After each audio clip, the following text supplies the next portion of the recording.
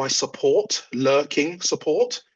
It's an inside joke, don't worry. First of all, just to introduce myself, my name, for all of those who have not met us or been to any of our webinars, my name is Stephen Smith. I'm the Sales and Marketing Manager based in the UK for the beautiful island of Tobago. I'm joined today by our special guests. First of all, although it's in a listing here, first of all, following my introduction, you will have Zolani Frank, who is our birding and nature expert in Tobago. Following him, we will have Leslie Amedeé, who's the general manager of Starfish Tobago, one of our most popular all-inclusive resorts in Tobago, and he's going to tell you about some of the delights that surround his property. And then following those two presentations, you will have a live demonstration from Carlina, Jules Taylor from Tonči Chocolates, and she will basically, well, I'm not going to ruin it. She'll give you a nice little experience to do with chocolate, cocoa, and coffee in Tobago, which is quite unique. In the back office, and I know you can see her, we have Nadine Rankin. He's the UK director for Tobago Tourism Agency here in the UK. And also in the background, there will be a gentleman called Shay Davis, who will be helping Carlina at Tonči Chocolates, and Marsha Patrick will join the webinar shortly also to answer. So Nadine and Marsha will be answering any questions that you have on Tobago as the presentations proceed. Obviously, if you have any specific questions for Zolani or for Leslie or for Carlina, please put that in the chat. After their presentations, we will answer as many of those questions. So as time is of an essence, I shall proceed and start by introducing you and reminding you of some of the key selling points in getting to and from Tobago. So, oh, no, I beg your pardon. First of all, I'm going to introduce a video. Now, this video is focused very much on culture, festivals, just to add a little bit of color before we start talking about beautiful Tobago. So here we go.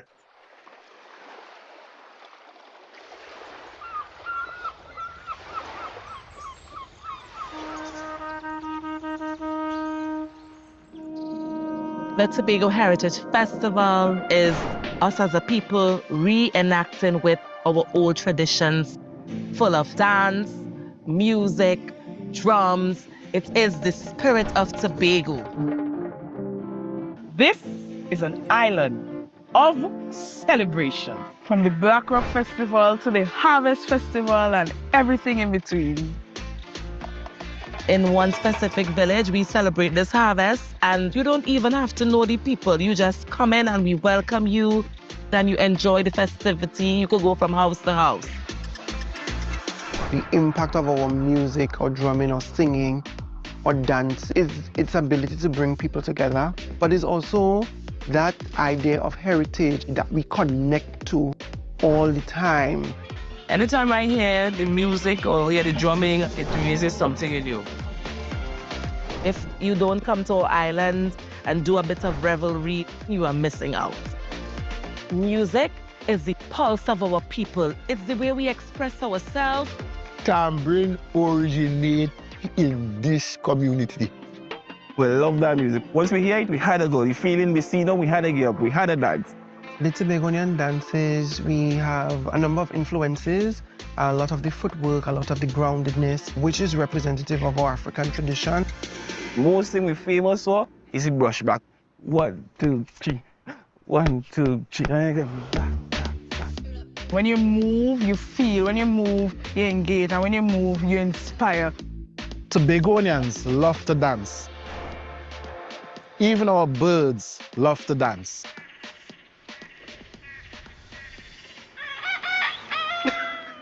Wake up, people, wake up. But amidst all this sound of different things and different cultural activities, what I really enjoy is a peacefulness that comes through all of it. We are a beautiful people, the people of Tobago. We show love and respect to strangers and hope that they will enjoy the island whenever they visit. Tobago is love. Tobago is unity. Tobago is a rhythm. Tobago is community. Tobago is family. Tobago is tranquility. Tobago is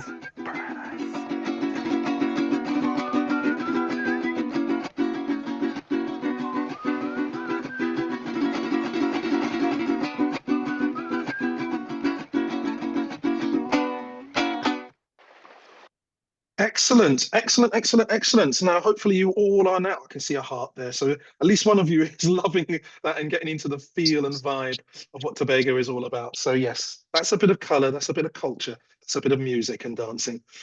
Let us start.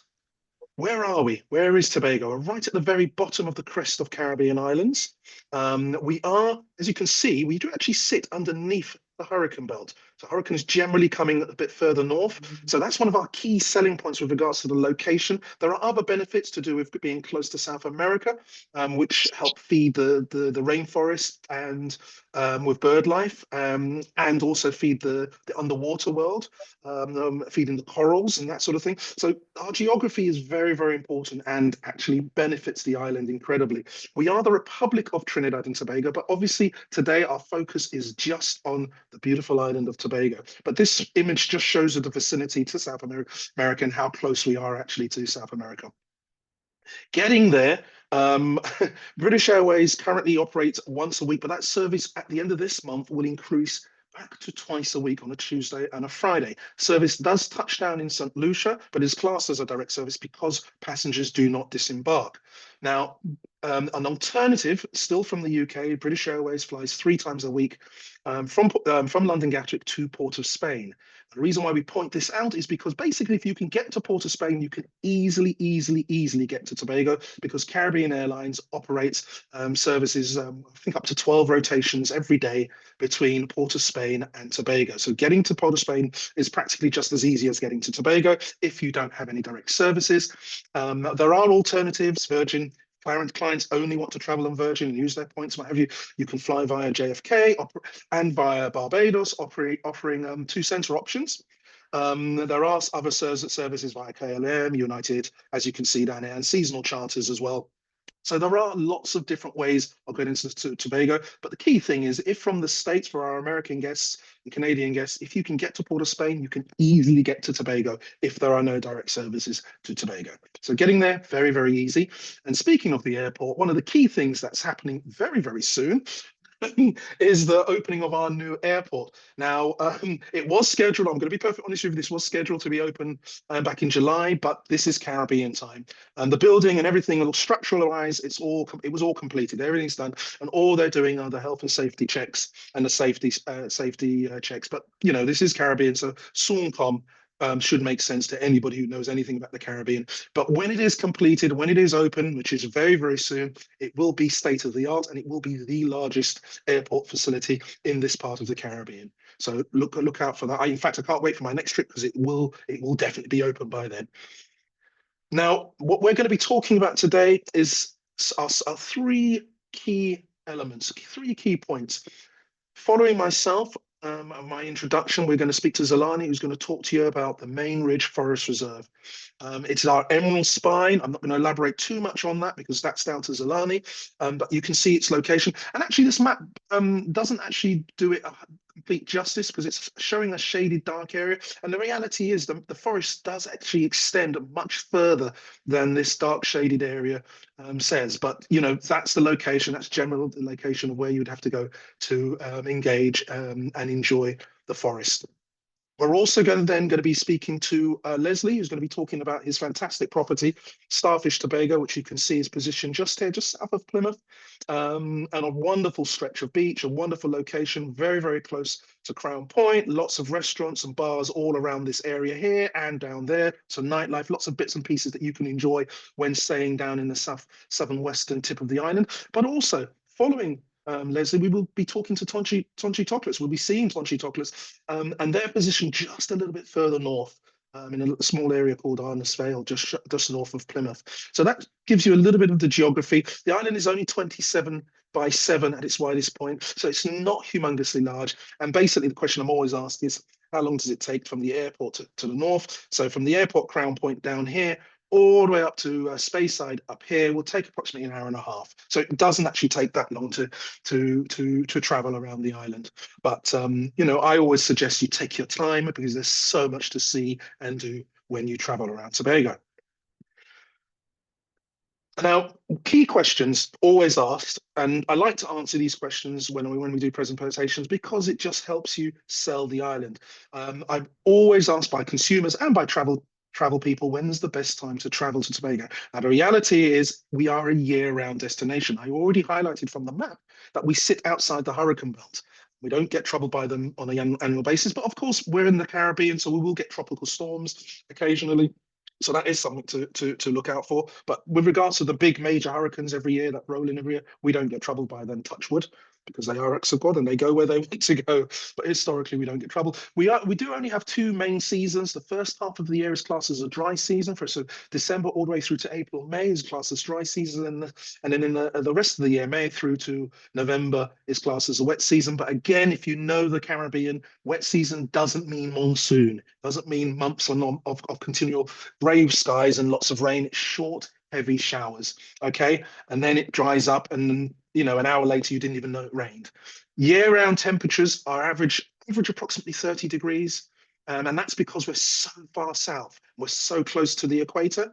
So again, when I was talking about the map, there are lots of benefits for our location. You are pretty much guaranteed lovely warm weather.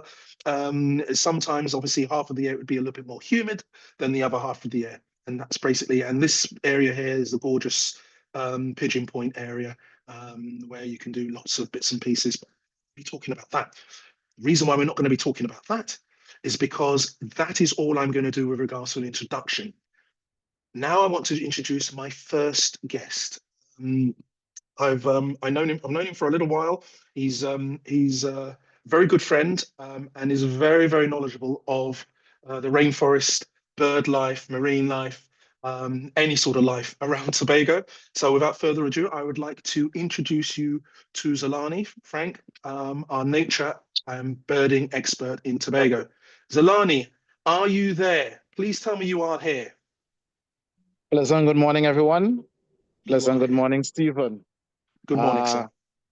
Well, my name again is Zolani Frank, and I'm a tour guide or ornithologist, as Stephen just said a minute ago. And I have been a tour guide for the past 20 years or so. Started off pretty young as a birdwatching guide. And for today, I'm here to present beautiful Tobago to everyone. So, Stephen, I believe I could proceed to the next slide. All right, so here we are as we overlook the forest reserve, the Mainridge Forest Reserve, which is now listed as a UNESCO Man and the Biosphere site. The forest reserve, which has been protected from since the year 1776, and next year we actually celebrate 250 years of it being a protected forest legally. And the size is approximately 10,000 acres of protected land, hill rise that goes up to approximately 578 meters to the top of this forested area. This forested area is extremely important to Tobago's ecology as it provides a large amount of different aspects to the island, especially the water source, as we all know. Back in the 1700s, as Tobago was highly cultivated, these areas were first protected to help to preserve our water source to the island. Otherwise, if these areas were actually cut to cultivate, Tobago will definitely become a desert to the island. It will be extremely dry, no water source for us to survive properly, as I would like to say. Next slide. Right, so we also have approximately 260 species of birds that we are able to see in our forests. Well, on Tobago generally, 260 species, which you can have well over 100 at the forest reserve. And we have almost over 100 and something or so that you can actually see in the forest reserve, which they are also very seasonal. So we have in the photos, you can see like a red-legged honeycreeper male. That's the top left photo.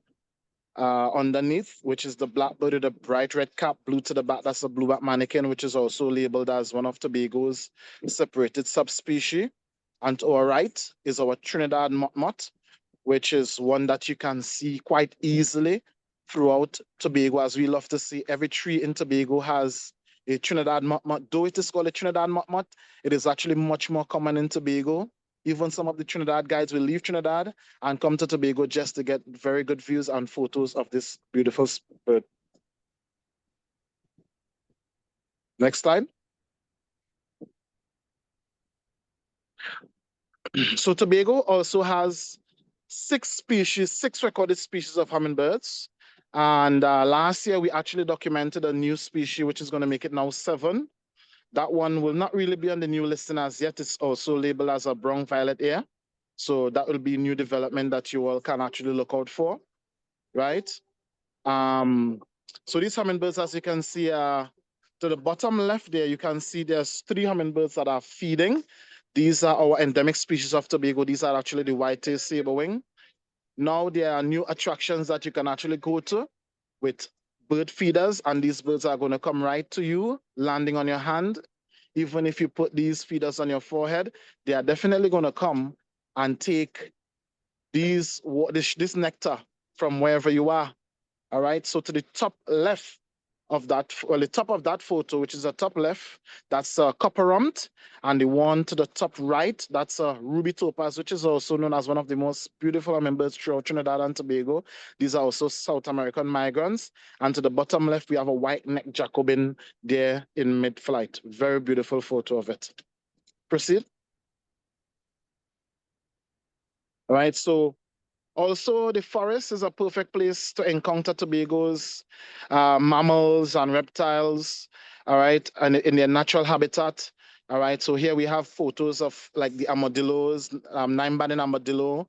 We have the golden tegu, which is to the bottom right, and we have a guti, right, which you can see to our left. All these are some of the mammals that you can see, mammals and reptiles that you can actually see as you roam throughout the forest. As a matter of fact, we have documented about 19 species of mammals, over 17 species of reptiles that you can actually see in the forested area. So it's perfect habitat for all of these species. Next photo. Next slide, Stephen. All right. Also at night, our forest is very, very attractive at night. These areas, we don't have much light pollution. So besides some of the night species that you can actually see, like to the right, this is one of our separated subspecies, the striped owl, right? That's the big photo here with the bird that has a lot of black streaks coming on the breast. This is one of the very rare striped owl, not recorded in Trinidad, but this species, this separated subspecies is recorded in Tobago. So it's one that we rarely see at night. To the bottom left, we have the barn owl, which is a very common owl to be seen around Tobago.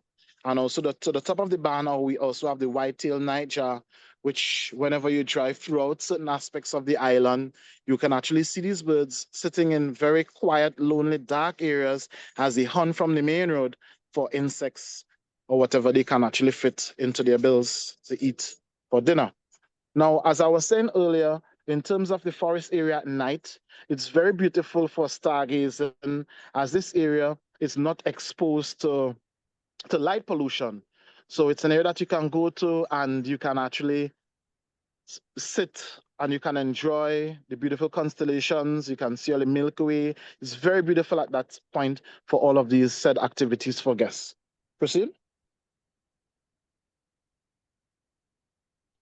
Manage. All right, so next year, we will be also celebrating 250 years of our forest being a protected area, right? I think that it's a beautiful area that guests, people from all over the world can come to and explore. It probably could be one of, as we said, one of the oldest protected rainforests in the Western Hemisphere. It's unspoiled, it's untouched, it's undiscovered. As we say, undiscovered Tobago, and we are here to help to push our beautiful island out for the world to see, to encourage people to come and explore this beautiful aspect of Tobago with us. All right. Next. That's it. That's it. All right. That's So it. I just want to say thank you all for having me. All right. And from paradise, as you can see, all the greenery, it was indeed a pleasure highlighting some of Tobago's beautiful gems to you all. Thank you. And thank you, Stephen. Thank you, Zolani. That was wonderful. That was really, really nice. This is stay online, Zolani, because this I need to go to Nadine to ask, are there any juicy questions for Zolani whilst he is here online? Nadine. Yep, I'm here. No, there are no no juicy questions. There's a lot of love. Just a lot of love. Wonderful. Excellent. Well, brilliant. Well, we shall move on. Next, we have, as I said, one of my favorite little properties on the island. It's a gorgeous, all-inclusive. It's very, very popular with the UK travelers. And its location is absolutely stunning. So without further ado, I would like Leslie. Leslie, could you tell me that you are around? Could you come alive and say hello to me? I'm here. I'm here. Excellent. Fantastic. So without further ado, Leslie, over to you. Okay, so good morning or good day to everybody. Leslie Amedeé, the general manager of the Starfish Hotel. I think Stephen has said quite a bit about the hotel. Probably, in fact, the only fully all-inclusive resort on the island. And the beautiful thing about this hotel is what it offers away from the fundamentals that the industry offers in Tobago, which is the normal amenities you would get in a hotel or the normal frills that will be there. But we have some added attractions, which really is a pool for a lot of persons that visit Tobago, whether they're staying at our resort or other resorts. For example, and as listed in the first part of the presentation, is the pulling of the seine, the leatherback turtle, which comes up directly, and all of these features are directly in front of the hotel. Our farm to table concept, which is actually growing. And while water sports is a feature that is offered in most hotels, we don't have that situation in Tobago. And the Starfish Hotel is right now the only hotel that is offering that sort of activity. That's why I felt the need to add it on to show that the additional recreational activities that is available when you're in the resort. So can we start, Stephen? Okay, so the pulling of the seine, and this is a regular occurrence or directly. So what you're seeing there, all of this is taking place directly in front of the hotel. The picture on your bottom left, you would see there are some guests that are participating in that pool there. So you find they get to see the fishermen throw the seine in, because what they do is they go on what is happening over the water with the birds, especially the frigates and some of the other birds. So once they see they circling over the water, they know then there is a possibility there's some catch in the waters. So they throw the seine in, and then that's when the guests and everybody gets involved in pulling the seine in.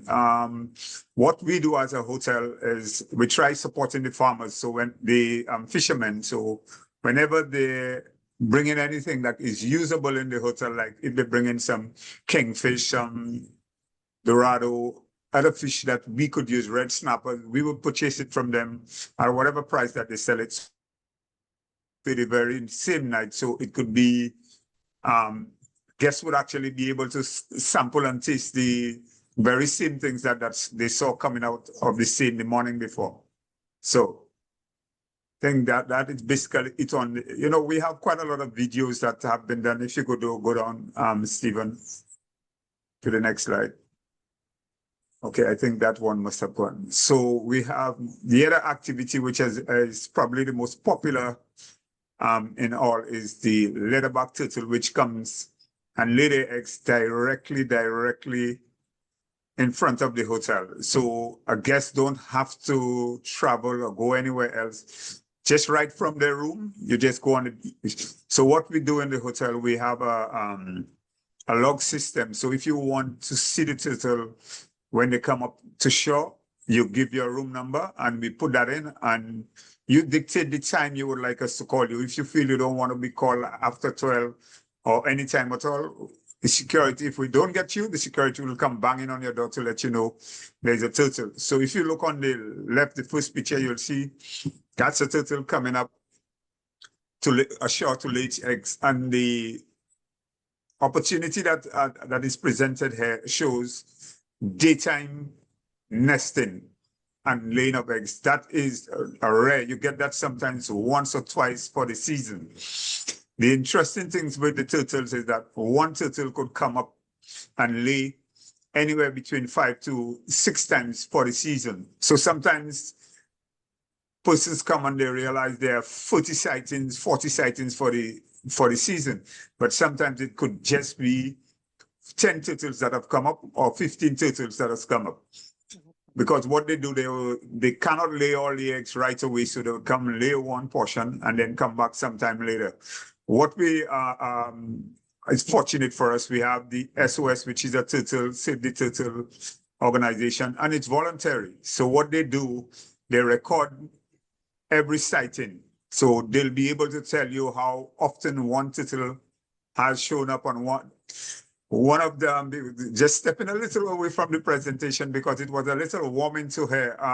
We had a marine biologist at the hotel, and one day a turtle came up and he was on the beach nighttime with his kids, and he saw this tag on it. So he went closer, looked at the tag, and realized it was a turtle that was tagged by them right in England, and that turtle came to Tobago to lay its egg, which was rather amazing. So he was totally blown away, you know, like with it. So let's just go back to the presentation. So you have on the left the turtle coming and lay its eggs. Where it's laid its eggs, there it's going back to shore. You'd see the guests taking pictures of it. The hatchlings coming up. Now, what happens with the hatchlings? What they do, the first, it's like they form a ladder by one climbing on the other's back to get out. So if the persons from the SOS is not around when they come up, you have something like almost 25%, or sometimes anywhere between 10 to 25% that would stay in the hole and die because they won't be able to come out by themselves. So what we do, other than the SOS, our pool attendants will walk the beach and one of our gardeners during the nesting season. Once they see the footprints, they would just track it back and dig the hole out, take the hatchlings out. We would put them in a safe space in a large bin with just wet sand, not water. Wet sand, leave them there. And when it is around 9, 10 in the evening, we'll then put them back in the water. Because if you put them any earlier, all the others may end up eating them in the water and they may never survive. And the survival rate is very low because obviously because of their size, it becomes vulnerable to the prey in the water as well. So, and these are the hatchlings, the final photo going back in the water. Next slide, Stephen. And there is a turtle directly in front of the hotel. Broadly, it's actually digging the hole to lay its egg, which is a very rare occurrence, you know, like, and it's a big feature. So sometimes I walk if it happens during the day, I walk through the hotel, come to reception, and I'm going to and I realize there are no guests in the pool. There's nobody at the bar. There's nobody in the restaurant. I say there must be a turtle on the beach. So I'm trying to tell the turtles, could you come a little more often so that the guests could go? So it's something like that. So quite a splendid and phenomenal experience to see that turtle, and they go so big. So next slide, Stephen. Okay, farm to table concept. This is one that is a personal passion, a personal initiative, a personal endeavor. And when I say personal, in the sense that on a weekend, I take the long sleeve shirts off, take the dress pants off, get into my garden gear, and physically go in and and participate with my gardeners. And the reason why we took the initiative to do this is, one, to help in our costs, but also to reduce the footprint on what is actually being used in the hotel, because sometimes a lot of the produce comes from Trinidad and then to Tobago, then you have to go to the supplier. You also have a situation where you have suppliers that come from Tobago, goes to Trinidad and comes back to Tobago for sale.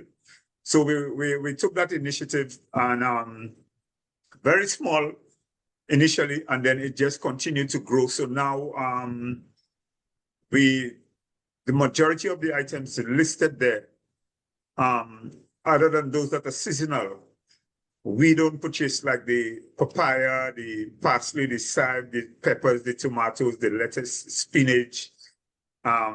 We don't purchase these items, all the basil, the mince and stuff like that. We don't purchase that anymore. We actually, all that is harvested from. We don't use any chemicals. We only use the regular and the local compost from the hotel itself. So everything is all natural and organic. So there's no herbicides, no chemicals used. And that initiative have actually benefited the hotel in a big way. So what we have started doing is we do a garden tour where we invite our guests to come and actually physically see what is happening. And also we have an initiative with the kids as well from our kids club.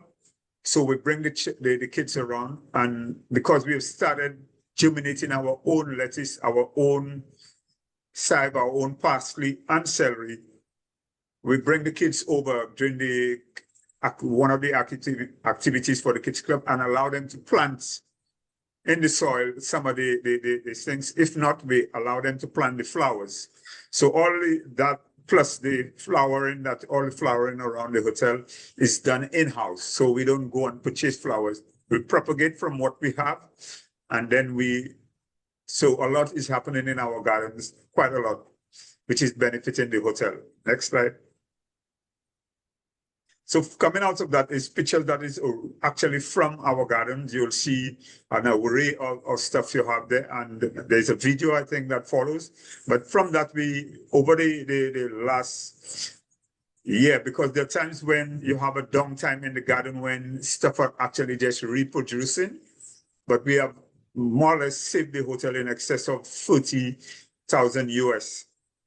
On that, and that has been a significant contribution in reducing our food costs, but also having guests to have something that is fresh. So every morning, what our gardeners do, the kitchen provides them with a list of what they want, and that is sent to the kitchen. So everything is seasoned fresh, is prepared fresh from our garden.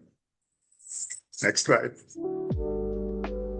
So this is the video of the lettuce in the garden. Well, it's actually, I think this is our chef, one of our chefs, and in the back, so that's our chive. Chef cutting some of the chive out. Shadow benny, which is a very premium thing in Tobago, in Trinidad and Tobago. You can't do anything without shadow benny. So here is, this is turmeric and ginger, the tomatoes, lovely tomatoes coming up from the garden. Here is the ginger.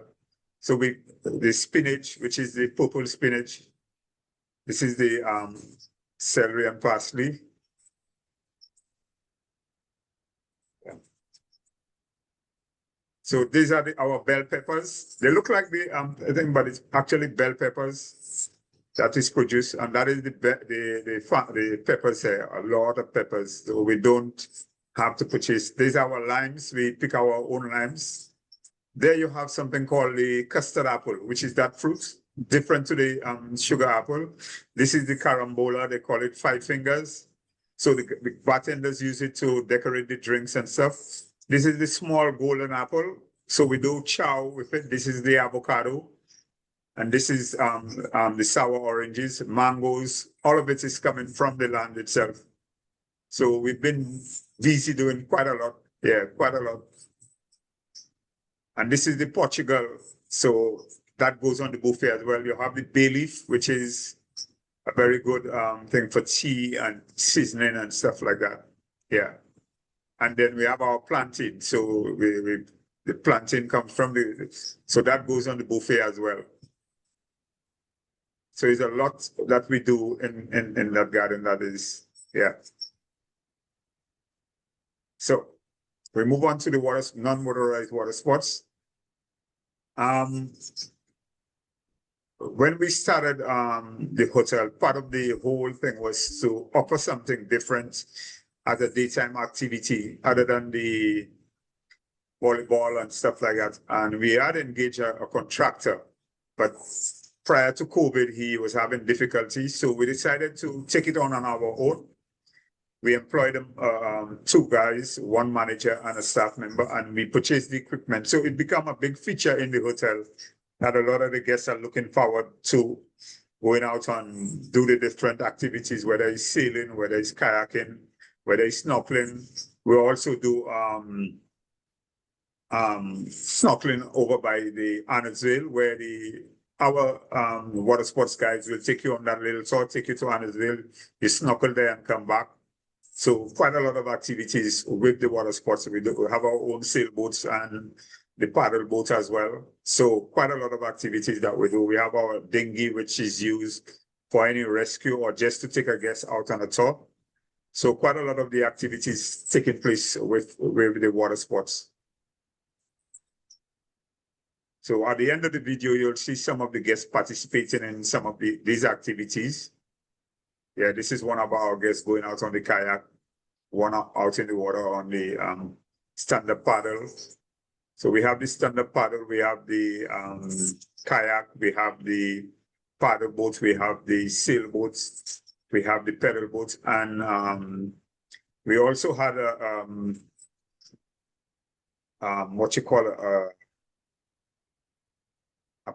huge platform in the water, but that was destroyed, where the guests could just go and sit there and have their drinks, and just if they want something for the big grill, they could have it brought to them by the guys in water sports, and they sat on the thing on the canvas and but that was destroyed. But this is basically what Tittle Beach, Starfish, formerly Tittle Beach, provides in terms of something extra, something different to what is available at any of the hotels on the island.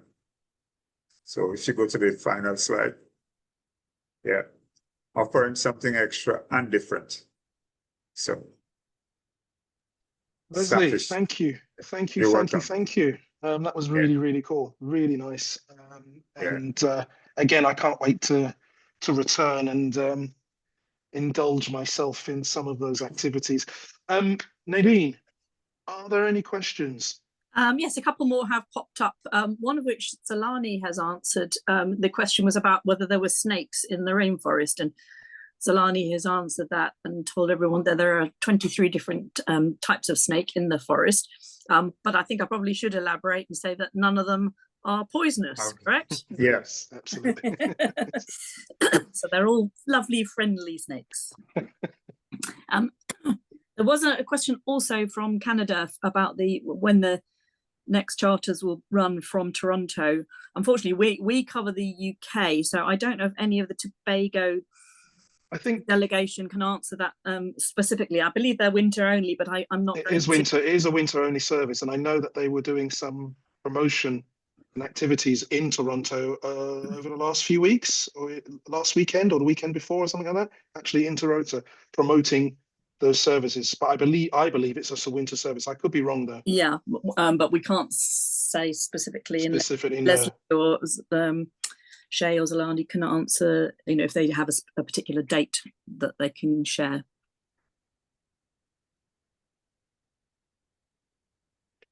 No? Well, we can certainly find that out, particularly when Marsha joins as well. Yeah, when I do my email to everyone, to all the attendees in a couple of days, we'll find the information by then, and I'll add that to my email. Okay. So if there are no more questions, Nadine, I will move us on to the last session. And the last session is going to be Tonči chocolates, and this wonderful lady Carlina, and I believe one of her gorgeous little kids are going to be there to assist her. So without further ado, I'm going to stop sharing and I'm going to ask Shay to start sharing his video screen. All right. So we're live here. Let me know if you could see us properly and hear us. We can see you, Shay. We can see you. All right, perfect. Hi, good morning, everybody. Can you hear me? Good morning. Yeah, we can hear you. Morning, good All morning, good. good morning. So welcome to Tonči Chocolates. Today we're going to do a bit of a demonstration. As you can see, we have the coal pot. I just lit the coal pot. And we're going to do some roasting of some cocoa beans.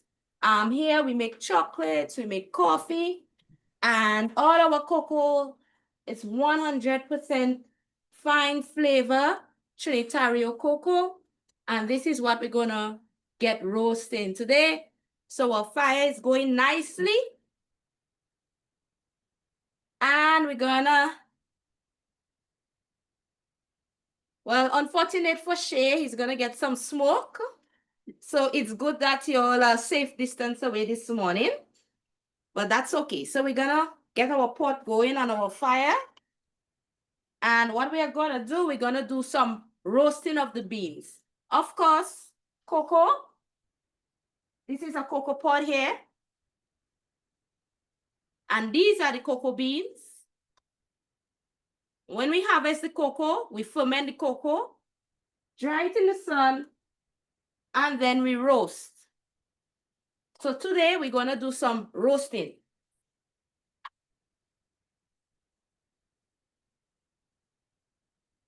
If you were here with me, you would have participated. This is the part that I don't do. This is the part that you do. But because you are not here, I will have to do it for you today. So we're gonna do some roasting of our beans.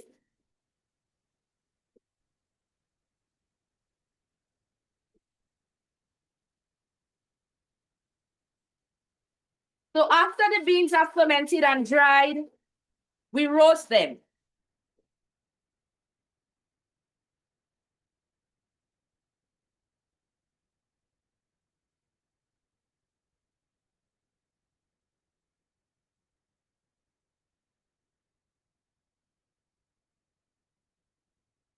And after they are done roasting, we pull them off.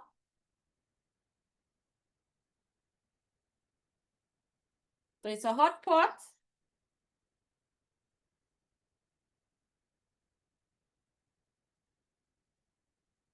And we allow them to cool before we shell.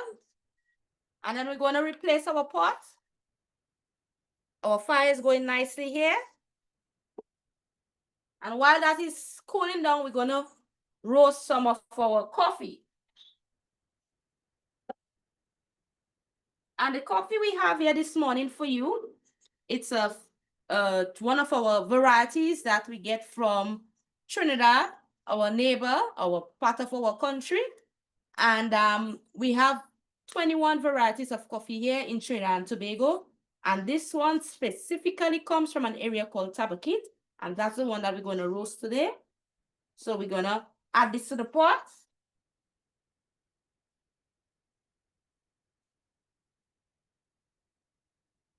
And because this coffee is a low elevation coffee, it tends to have a higher caffeine content. And I have some that is already done roasted for you guys.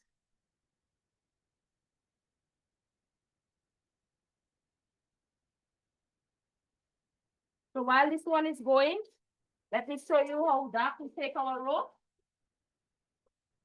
We take our roast to this level of darkness because this has a lot of caffeine in there. And if we don't give this a dark roast, you'll be bouncing off the walls, and we don't want that. So we give it a bit of a darker roast. You'll have a bold, smooth coffee in the end.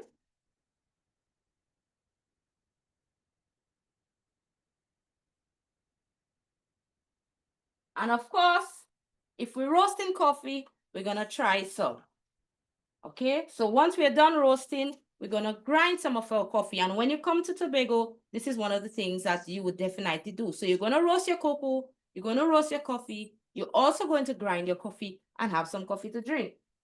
Okay, so while I'm pulling this off, I'm gonna put on a kettle and then grind the coffee bean.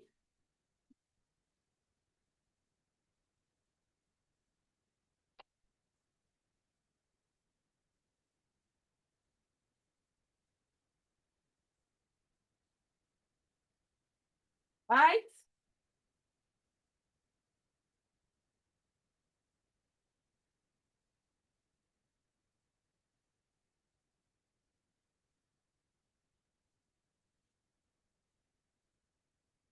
So now that our beans are roasted, of course, we can't have you come all the way here to roast coffee and don't sample some. So you have to have a cup of coffee.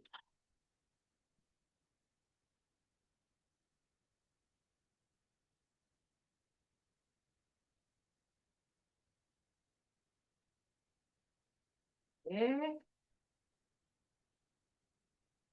This is our coffee,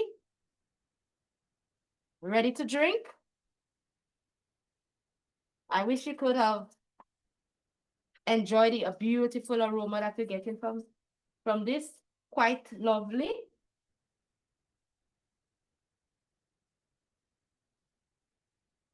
Okay. And we're just going to add this to French bread. Yes, sir.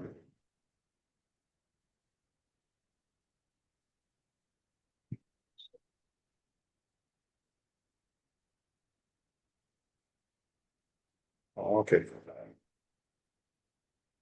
And our kettle is almost ready. And once our kettle is ready, we're gonna add this in here and we're gonna try some of our coffee, shell some cocoa, and try some chocolate.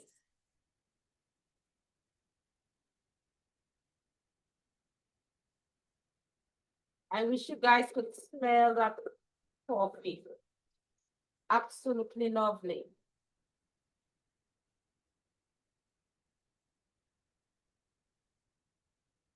I'll send you a message. I wanted to pick up some things and like the cabbage bags and stuff like that. I'll send you a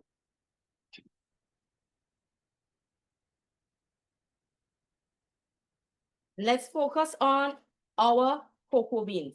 So now that our cocoa beans roasted and cool, the next step in the chocolate making process is to shell the bean. Okay, so what we do, we just pick up a freshly roasted bean and roll it between our fingers to reveal the roasted cocoa bean. Now, every bar of chocolate that we make here starts from this process. And every bean that we use is shelled by hand. And that's one of the most unique things about us, apart from our roasting style, is that we shell every bean by hand. And this is one of the traditions of the Caribbean, of Tobago. And this has been done through generations, passed down. And this is a time when we would sit and have all the conversations of our day and that kind of thing. So shelling cocoa by hand is a local tradition, and we try to maintain that aspect in our production. So that would mean from bean to bar, it takes us about 5 days to process, okay? So we have our cocoa beans like this. So again, we just roll between our fingers to reveal our cocoa bean. Roll between our fingers. And every batch of, well, small batch of chocolate, we need about 1,400 of these beans. These beans came from an area called Golden Lane, Old Ground Road, from a farmer. His name is Mr. Kwashi. And that's what we do. We go around, we support our farmers, we go directly to them, or they would come to us with the pods, the whole pods like this, that we ferment and dry, or we buy them already fermented from there. Good. So our coffee is ready.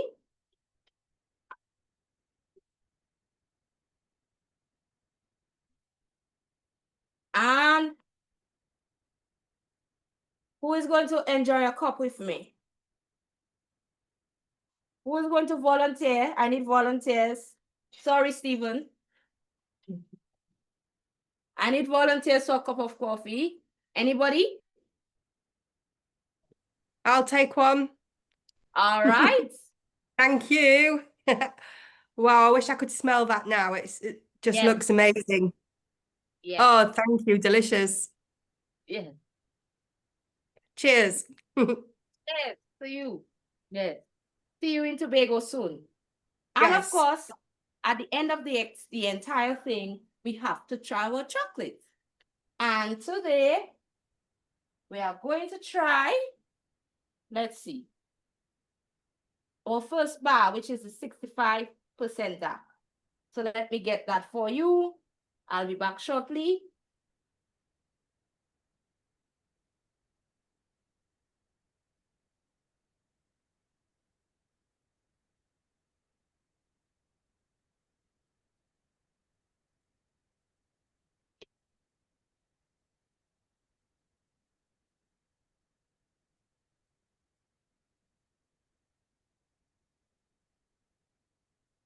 All right, and here you have it.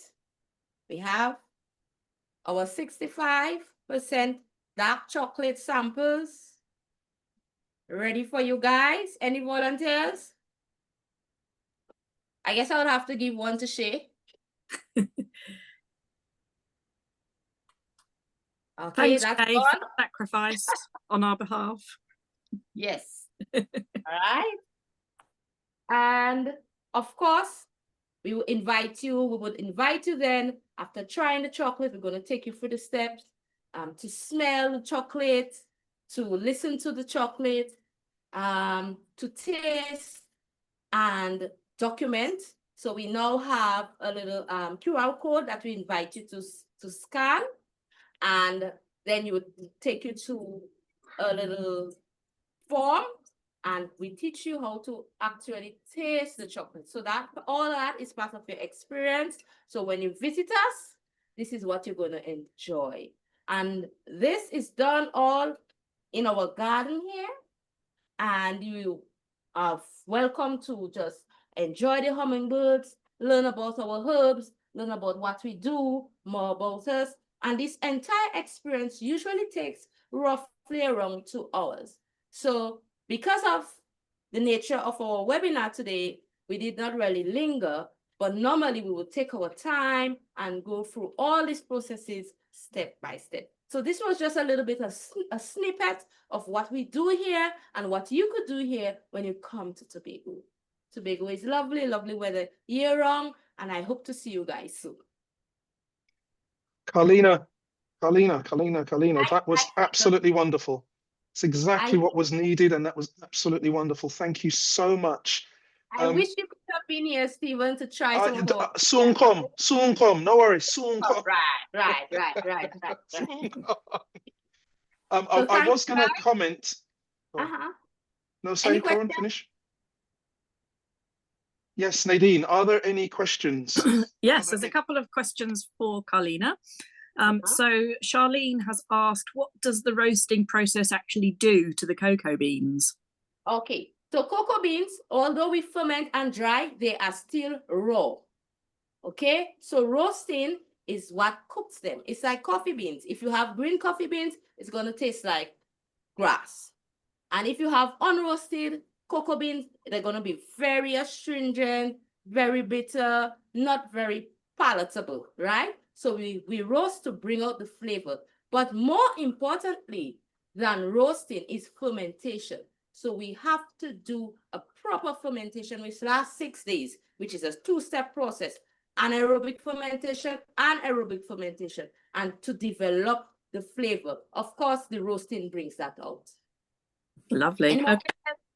Yeah, so we've got a couple more from Rhonda and Elizabeth. How can you book these amazing tours for clients, and what is the maximum number of participants that the coffee roasting activity can accommodate? Okay, so you could book through TTAL or through us directly if you go on our webpage, and we'll leave some more information with you. And all we need is 3 days notice. Okay, so if you're planning your holiday, you could do that way in advance. It's fine with us. We'll accommodate you, and we do small groups, minimum 2, but the maximum 30. When it's 30 persons, we put up our tent and we have a table and we have a good time. We also do our chocolate. We'll start you off with drinking chocolate sample and some of our local cuisine, whatever that we have, freshly caught fish, and we have a wonderful time together. So yes, just give us advance notice via our website. We have a WhatsApp enabled contact as well, or through TTAL and Instagram as well. Yes. Great, thank you. And as I said, with regards to my follow-up information, I will share Carlina's details when I contact all of you attendees in a couple of days. I think, though, time is of an essence now. So, Carlina, thank you very, very much. That was wonderful. The key thing is I have experienced that, and I was going to comment on the only thing they can't experience are the smells and the fragrances. But it looks like people were chatting in the comments about that very same thing, the smells, and you mentioned it as well. So yeah, that's one thing that you guys will all experience. So please, please, please consider this with your next group or the next time you plan to visit Tobago, or any customers that you guys are thinking of sending to Tobago. This is definitely something to add to their itinerary, their potential itinerary. Carlina, thank you very much. Thank you. Bye-bye. Everyone is, can we have Leslie and Zolani back? I think, Sarah, this is the end game, as they call it. So I know that time is of an essence. There's another webinar about to start any minute now. So yes, hello, Leslie, are you there? Zolani? Don't know if Zolani's still up with us because he was actually on a group tour. I am still here. You are still there. Stephen. Wonderful.